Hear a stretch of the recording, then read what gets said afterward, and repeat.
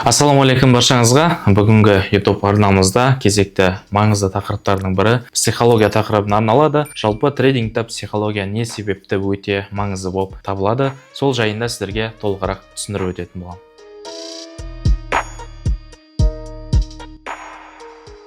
Жалпы трейдинг саласы бұл қаржы саласы болғандықтан, және де біз дәл қазіргі сәтте капиталистік заманда өмір сүреміз. Соған байланысты ақша қажеттілігі өте басым деп айтуға болады. Соған байланысты адамдар өздерінің жаңағы ақша жетіспеушілігінің бір орнын толтыру үшін, осы трейдинг саласынан ақша табу үшін осы саланы үйреніп бастайды. Бірақ та бұл жердегі ескерілмейтін зат көп жағдайда психология болып табылады.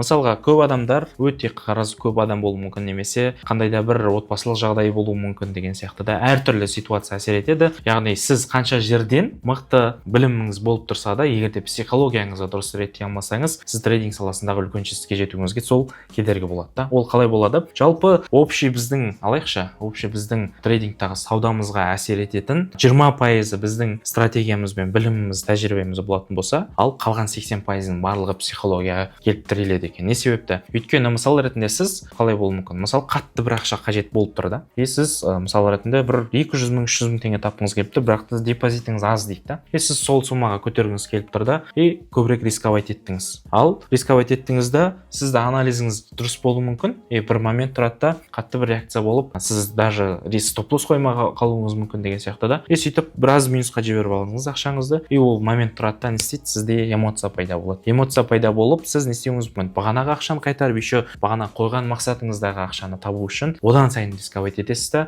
болмайтын анализсіз сделкаға кіріп кетуіңіз мүмкін. Осы жерде психологияның рөлі өте қатты әсер етеді. Сол кезде не болады? Бүкіл депозитіңізді жоғалтып алуыңыз әбден мүмкін. Қараңыздар. Енді бұны қалай жасау керек? Жалпы даже стратегия жұмыс жасап тұрса да, сіз оны дұрыс қолдана алмасаңыз, ол жерде стратегия мүлдем жұмыс жасамайды деген сөз. Ол мысал ретінде көбісі асығып кетіп, мысалға алайық, бір белгілі бір цель болып тұр, сол жерге дейін уже аз қалды, жетеді ғой дейді да, болмайтын жерден кіру нүктесін бермей тұрған жерлерде кіріп кетеді да, сонымен бармай қалады, сонымен тағы стоп-лосспен жабады, оны стоп-лоссты қайтарамын деп тағы минусқа жіберу мүмкін, сөйтіп істеу мүмкін, психологически өз-өзін басқара алмай эмоцияға беріліп, сөйтіп өзінің ақшасын жоғалтып қою мүмкін. Осыған байланысты қалай біз психологиямызды дұрыс ұстай аламыз? Оған көмек ретінде 2-3 факторды айтқым келіп отыр. Ол бірінші кезекте не? Бірінші кезекте ең маңыздысы бұл риск болып табылады да. Әрине, әртүрлі мақсатта жасалынады. Біреуі разгон жасауы мүмкін, біреуі аз депозитпен жасауы мүмкін, біреуі 1-2 сделка жасап, жаңағыдай өзінің депозитін көтеруге мақсат қоюы мүмкін деген сияқты да. Бұл жердегі әртүрлі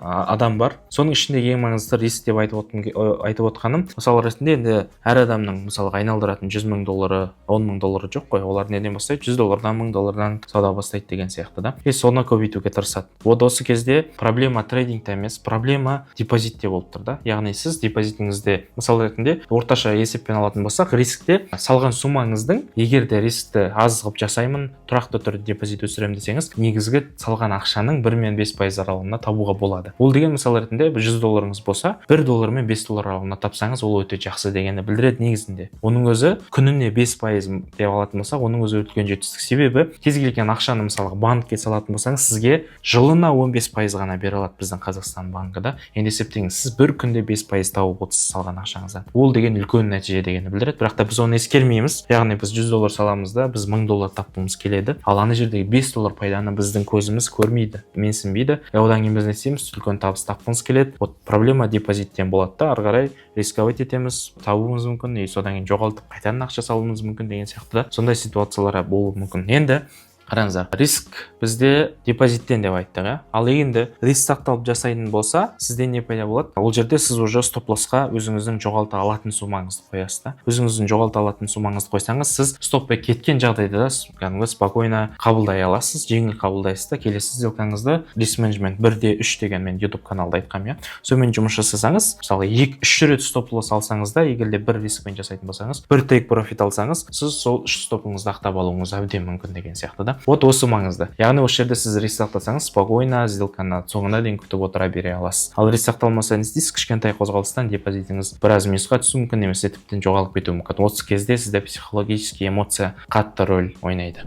Екінші фактор бұл бізде стратегия, яғни анализ. Егер де сіз өзіңіз анализбен кіріп, нақты уверенный болып, яғни бағаның жоғары қарай баратынына сенімділік беретін подтвержденияларды қолданып, стратегияларыңызды қолданып, алгоритміңіз бойынша анализбен сделкаға кіретін болсаңыз, әрине сіз стоп-лоссты дұрыс жерге қоясыз, және де бағаның ары қарай баратынына сенімді болғаннан кейін сізде тоже не болады, спокойно, жеңіл қабылдау арқылы сіз не істейсіз, психологически ешқандай эмоционалды түрде күйге ұшырамайсыз. Сол кезде сізде не болады, тейк профитпен жабуға шансыңыз көп болады деген білдіреді. Вот бұл екіншісі. Үшіншісі сол жаңағы именно риск немесе жаңағы анализдің екеуінің біреуі болмай қалған жағдайда, мысалы ретінде риск сақталуы мүмкін, бірақ та анализ болмауы мүмкін. Немесе анализ болуы мүмкін, бірақ риск сақталмауы мүмкін деген сияқты да. Вот екеуінің сай келмей қалатын кездер болады. Осындай үш жағдай болады. Осылардың барлығы болмайтын болса, сізде психологически жаңағыдай трейдинг саласындағы эмоционалдық неңіз қатты жаңағы сізге кедергісін келтіруі мүмкін деп айтқым келеді. Яғни трейдингтағы психологияның маңызы қайда? Ол сіз рынокқа, графикке отырған кезде, рынокқа кірген кезде таза баспен, тыныш состояниемен, яғни спокойный, ештеңені уайымдап тұрған жоқсыз, ешкімге ашуланып тұрған жоқсыз, немесе ештеңені уайымдап жаңағыдай мысалға белгілі бір жағдайлар болып қалмау керек та. Егер де сіз сезіп тұрсаңыз, өзіңіздің жаңағы көңіл күйіңіздің жаман болуы, ұйқыңыздың қанбауы, басыңыздың дұрыс жұмыс жасамай тұруы, немесе эмоционалды түрде үлкен бір неде состояниеде тұрған болсаңыз, ол кезде лучше сделка жасамай қойғаныңыз дұрысырақ болады. Сондықтан да осы себепті де психологияның рөлі өте маңызды. Сондықтан айтқым келетіні, барынша психологияны басқаруды үйренулеріңіз қажет. Әрине, оны егер де сіз жаңадан бастаушы болсаңыз, бұл ситуацияларды әлі түсінбейсіз, өйткені ешқашан жасап көрмегенсіз. Ал жасап көргеннің өзінде де қателіктерді жасап барып түсінесіз. Бірақ ол қателіктерді үлкен, бәленбай мың ақшамен қателік жасаудың қажеті жоқ. Азғантай сумамен де қателік жасап осы психологияны қалыптастыруға болады. Және де психология нақты қай кезде қалыптасады? Сіз реальный ақшамен жұмыс жасаған кезде. Әрине, көбісі бастаған кезде демошотпен бастау керек, бірақ та демошот бізден нақты психологияны мүлдем қалыптастырмайды, өйткені ол жерде сіз өтірік виртуальный ақшамен жұмыс жасағандықтан оған ешқандай жауапкершілік алмайсыз, уайымдамайсыз, және өтірік сделкаларға кіре беруіңіз мүмкін, және до конца күтуіңіз мүмкін деген сияқты минусқа кетіп қалған жағдайда да ешқандай уайымдамайсыз. Ал реальный ақшамен жұмыс жасаған кезде сіз реальный жауапкершілік алып, басыңызды қосып, анализ жасап, рискті есептеп деген сияқты солай жұмыс жасау арқылы өзіңіздің алгоритміңіз қалыптасады. Вот аса айтқым келгені осы. Психология трейдингта өте маңызды. Видео пайдалы болғанына сенімдімін. Ұнаған болса лайк басыңыздар, комментарий жазыңыздар, өздеріңіздің ойларыңызды жазып кетіңіздер, және де каналға тіркелуді ұмытпаңыздар.